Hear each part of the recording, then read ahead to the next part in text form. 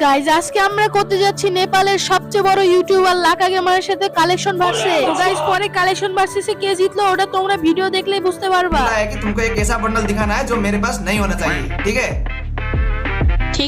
दिखाओ क्या। हाँ दिखा दो। अगर वो बंडल नहीं होगा तो यूट्यूबर को जाएगा एक पॉइंट, अगर होगा मेरे पास तो मेरे को आएगा। আর গাইজ এখানে কিন্তু আমি লাকা ভাইকে একটা বান্ডিল দেখাইতে বলি আর তারপরে তার রিঅ্যাকশনটা কি ছিল তা দেখেন। ये दिखाओ क्या ये दिखाओ। अबे ये कहाँ से होगा? कब आया था? ये नहीं है ना भाई। क्या बात करते हो तुम यार सभी भाई यार? ये रेयर है ना बहुत।